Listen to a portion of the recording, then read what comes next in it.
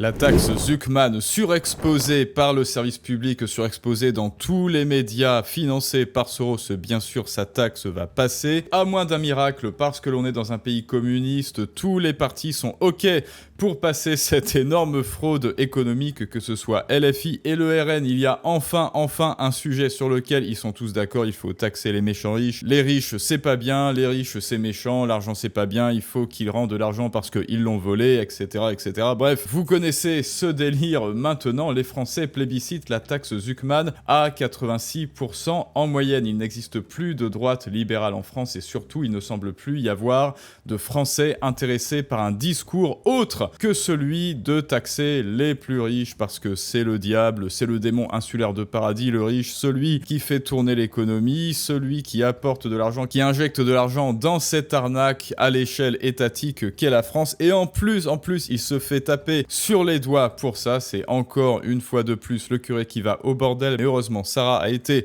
l'invitée des grandes gueules. On en a déjà parlé en détail dans son article. Et maintenant, petit cours de rattrapage. Faire payer davantage les riches, non, ça ne va pas nous enrichir. Ça va plutôt les faire fuir d'ailleurs. Parce que ce que ne comprennent pas sensiblement, que ce soit LFI, PS, RN, bref, vous le voyez là, vous avez les preuves devant vous. Il n'y a pas de droite en France, les amis, et il faut quitter le navire France, il faut quitter les rats, parce que ceux-là ont pris le contrôle du Titanic et ils nous emmènent tout droit vers l'iceberg, et ils vont en plus faire fuir les riches, faire fuir ceux qui ont financé la construction du bateau et qui ont embauché les salariés, ce qui est tout de même un comble. Ça n'est disponible, ça n'est possible qu'en France, ce paradigme. Alors allons-y les amis, une fois de plus, comment vos geôliers vous font passer des vessies pour des lanternes, l'enfer pour le paradis, et on voit ça ensemble tout de suite. Et c'est parti pour écouter Queen Sarah. Néanmoins, les Français pensent qu'il y a des riches qui sont devenus plus riches sous Emmanuel Macron et qui ne contribuent pas suffisamment à la fiscalité. Est-ce que c'est vrai ? Alors, premièrement, ça n'est pas vrai, dans le sens où les riches payent déjà. Vous avez l'ISF qui existe depuis François Mitterrand, qui s'est transformé en IFI. Vous avez une contribution qui s'appelle contribution exceptionnelle sur les hauts revenus, tellement exceptionnelle qu'elle dure depuis 14 ans. D'ailleurs, à chaque fois, on nous invente des nouvelles taxes, on nous dit elles vont durer qu'un temps, et en fait, on les laisse et elles disparaissent jamais.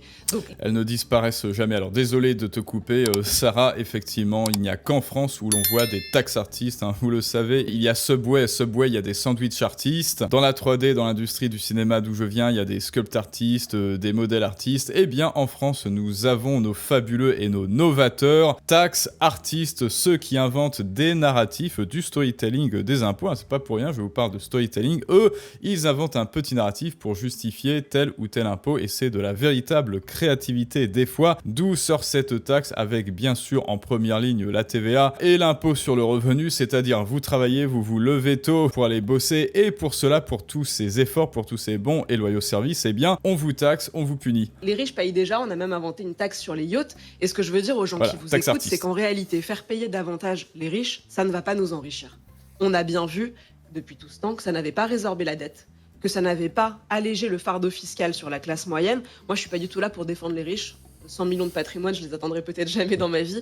Donc la seule question que je me pose quand j'entends de nouvelles idées, c'est est-ce que ça défend l'intérêt des Français ?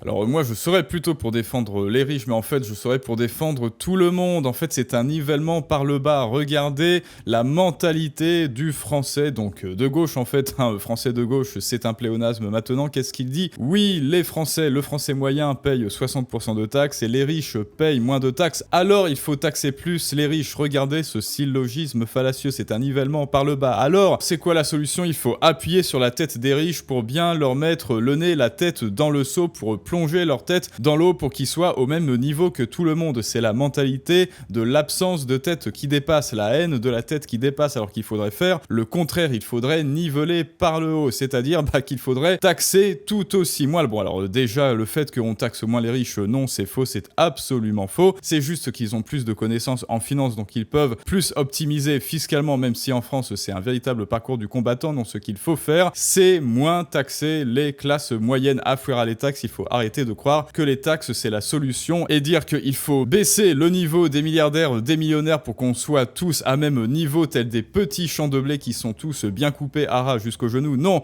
il faut faire le contraire. Il faut élever la classe moyenne vers des nouveaux niveaux de revenus, et ça se fait comment ? Eh bien en affouérant toutes ces taxes, tous ces prélèvements obligatoires sur leur super brut. Maintenant, désolé désolé Sarah, on t'écoute. La réponse est non. J'ai fait un travail d'enquête, je crois, solide. J'invite les gens à regarder sur vidéo en description, les amis, pour ceux qui veulent plus de détails. arnaque-zuckman.fr. C'est une enquête que j'ai faite, que j'ai publiée hier, sur les résultats économiques qu'on pourrait prévoir de cette thèse. Je regrette vraiment de ne pas entendre de contre-arguments sur le service public. Moi, je peux vous en donner si j'ai 2 minutes pour parler de ça. Donc d'abord, la taxe Zuckman, quand on l'entend à première vue, on se dit 2%, c'est pas grand-chose. Donc les riches peuvent bien payer 2% en plus. Ils payent déjà beaucoup d'impôts, pourquoi pas payer 2% quand on a un patrimoine important. Et là, pareil, on est confronté au manque d'éducation financière et économique des Français parce qu'il y a ce qu'on appelle les intérêts composés, il y a le cumul des intérêts, ce qui fait qu'avec la taxe Zuckman, eh bien, au bout de 25 ans, avec 2% par 2% par 2%, eh bien, la moitié de LVMH va appartenir à l'État. Et tout ça en ne faisant rien, juste avec l'argument de vite une taxe. Mais ce qu'il faut comprendre, c'est que quand on a des centaines de millions d'euros, on n'a pas sur son compte, si on prend par exemple Bernard Arnault, il a environ 150 milliards de patrimoine, il n'a pas sur son compte les 3 milliards d'euros qu'il faudrait payer pour la taxe Zuckman. Ce serait absurde. Les gens ne laissent pas leur argent derrière leur matelas ou sur leur compte en banque. Ce qui signifie que pour pouvoir payer la taxe, il va devoir vendre ses biens ou vendre des parts de ses actions. À qui va-t-il les vendre ? Des gens qui vont se réjouir. On a donné souvent l'exemple de Mistral AI. Mistral AI, cette grande boîte de l'intelligence artificielle française. S'ils doivent demain payer la taxe Zuckman sur la valorisation de leur entreprise, c'est-à-dire qu'ils doivent céder des actions, qui va les racheter ? Les Chinois, les Américains, ils pourront comme d'habitude remercier nos élites. J'ai entendu monsieur Piketty, qui venait au secours de Zuckman, qui a été son élève, et qui disait ils ont qu'à céder leur part à l'État. Oui. Sinon, comme ça partira pas... L'État va nationaliser une part de Mistral ou d'LVMH. Alors déjà que l'État n'arrive pas à faire son travail d'État, et je pense que des cadres de la fonction publique le voient au quotidien, s'il n'arrive pas à faire son travail d'État, vous imaginez l'État faire un travail d'entrepreneur en plus. Non mais oui, ils en sont parfaitement incapables. Vous imaginez le public, vous imaginez l'État prendre les rênes de Mistral. Et oui, grâce à la taxe Zuckman, tu vas nous donner toutes tes actions, toutes tes parts, Bernard Arnault de LVMH. Et maintenant, LVMH va être géré par l'État. Et on sait très bien ce que deviennent les entreprises qui sont gérées par l'État. Ça devient des coquilles vides qui sont ensuite, parce que ça, c'était la phase 1, de taxer pour pouvoir avoir des parts d'entreprises privées. La phase 2, ensuite, eh bien, c'est que Nicolas subventionne ces mêmes entreprises qui vont mal tourner parce qu'elles sont gérées par des gens qui sont de purs incapables. Et aussi, encore et toujours, ignorance des questions financières et économiques. Les gens croient vraiment que Bernard Arnault a 10 milliards sur son compte. Non, c'est faux. Ça, ce sont des milliards et des millions d'actifs. Il doit avoir quelques milliers, quelques dizaines de milliers sur son compte au cas où, voilà, au cas où, une poire pour la soif. Mais là, pareil, c'est un mindset de Français qui est de croire que tout ce qui existe, c'est le compte courant et le livret A. Non, bien sûr, c'est absolument faux. Et vous devriez, vous aussi, vous constituer un portefeuille Afuera dont on reparle très bientôt en détail avec une masterclass. On n'arrive pas à gérer les urgences, on n'arrive pas à gérer notre sécurité, mais l'État va maintenant devenir actionnaire dans Mistral AI. Un scandale. Mais même le RN dit qu'il faut taxer un peu plus les riches. Alors, surtout le RN. Le RN est connu pour être socialiste. Ils sont pas contre la taxe. Oui, parce que le RN est un parti de gauche. C'est la gauche nationaliste, le RN. En fait, ils sont plus proches de LFI qu'ils ne le croient. Ce Zuckman, mais il propose une autre taxe. Oui, encore des taxes, comme si c'était le problème. Moi, ce que je veux expliquer de plus fondamental que monsieur Zuckman d'extrême gauche, c'est que la France n'a pas un problème de recettes. Le problème de la France, c'est pas qu'elle ne prélève pas assez d'impôts. On en prélève énormément. On prélève 1300 milliards d'euros d'impôts chaque année. C'est le record de tout l'OCDE. Peut-être même le record du monde et le record de l'histoire. On a un taux de prélèvement obligatoire qui est colossal. Notre problème n'est donc pas de ne pas avoir assez de recettes. On a un problème de dépenses. C'est-à-dire qu'on dépense trop, qu'on dépense mal, que l'État prend des missions qui ne devraient pas être les siennes et qu'en contrepartie, il n'arrive pas à gérer les missions essentielles que les Français attendent de lui. Donc notre problème, c'est un problème de dépenses. Si je vais sur ce point, la taxe Zuckman peut rapporter à tout casser 5 milliards d'euros par an. Moi, je propose un plan d'économie 12 fois supérieur, 63 milliards d'économies, qui réglera bien davantage nos problèmes, en allant justement couper dans les dépenses sur lesquelles plus aucun Français ne consent à payer pour ça.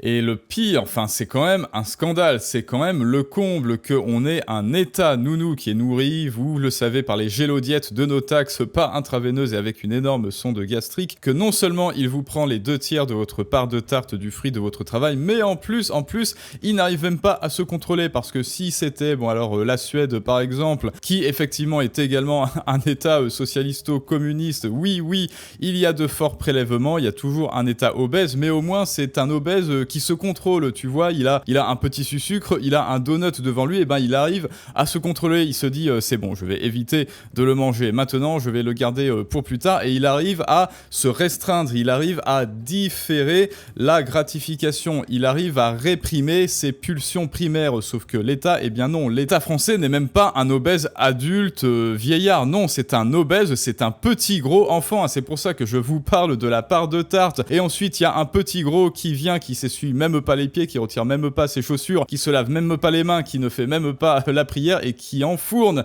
qui fourre ses grosses mains potelées et complètement dégueulasses et pleines de boue dans votre part de tarte, et qui en engloutit, qui se baffre des 2/3 juste avant de retourner chez lui, sans même laisser d'adresse, sans même vous rappeler, sans même vous dire merci. Eh bien c'est ça le comble, et c'est ça l'État français, c'est un petit enfant obèse qui n'arrive pas à se retenir dès qu'il voit de l'argent, il ne peut pas se retenir de le dépenser, un peu comme à l'image de ces hauts fonctionnaires, en fait Gérard Larcher, avec notre ami Anne Hidalgo qui ne peut pas se retenir de s'acheter des robes à 3000 balles et des manteaux à 6000 balles Burberry. Il est exactement à l'image des hauts fonctionnaires qui l'embauchent. C'est une espèce d'être immature qui se laisse contrôler par ses pulsions primaires et par ses émotions, qui n'arrive pas à résister à tout ce qui brille et qui se précipite sur la gratification immédiate. C'est ça l'État français. Non seulement il vous prend tout votre argent, mais en plus il n'arrive même pas à l'économiser et il le dépense directement et immédiatement sans même pouvoir faire d'excédent budgétaire et d'économiser cet argent qu'il vient de vous prendre. Non, sitôt qu'il quitte votre poche, il le dépense par oblation et il le met, dans les robes d'Hidalgo, dans les chaises de Gérard Larcher et dans des retraites d'Algériens de 300 ans. Bref, mais ne croyez pas que Sarah Knafo, qui vous le voyez, elle est éloquente, ne croyez pas qu'elle fait l'unanimité. Non, nous sommes en France, souvenez-vous, quasi tous les Français sont en faveur de la taxe Zuckman. Les libéraux, depuis le sondage sur la taxe Zuckman, et c'est pour cela que, moi, je vais me casser de cet enfer socialisto-communiste dans quelques jours. Même la Suède, ce serait mieux. Même la Suède, je vous le dis, elle vous taxe pareil, mais c'est un gosse qui sait se retenir, c'est un obèse morbide qui sait se retenir et qui sait faire de l'épargne, qui sait mettre de l'argent de côté, et c'est en cela que la France, en plus d'être communiste, est effectivement dangereuse. Petit pléonasme, non seulement elle boulotte votre argent, mais il n'en ressort que des excréments 2 heures plus tard après sa petite digestion, et cela ne va pas de s'arranger avec Zuckman, financé par Soros bien sûr, pour qu'on puisse le voir dans absolument tous les médias, et comme je vous le dis, cela ne fait pas l'unanimité. Regardez, cette facho qui court tous les plateaux de télé, radio poubelle, fustige Zuckman au prétexte qu'on le voit partout. Alors voilà, quelqu'un pour lui dire qu'il est financé par Soros parce qu'on le voit partout. Et regardez bien ce sophisme et ce biais. On le voit partout, alors il a raison. On le voit partout, ce Gabriel Zuckman. Et donc moi, petit mouton qui n'écoute que son instinct grégaire, cela signifie qu'il a raison par effet d'exposition. Ben voyons, comme dirait son chéri, qui est donc le Z. Et donc, comme on voit Zuckman partout grâce à Soros et à ses milliards, justement pour qu'il puisse, la gauche, utiliser l'effet d'exposition et qu'il puisse vous habituer petit à petit à son image et le rendre sympathique petit à petit par le simple fait de vous imposer son image dans les médias mainstream, et bien au final, vous allez finir par devenir d'accord avec lui, et c'est là la stratégie, l'une des stratégies de storytelling et de manipulation des masses que l'on vous impose sans même que vous ne vous en rendiez compte. Et notre ami Alain Besson,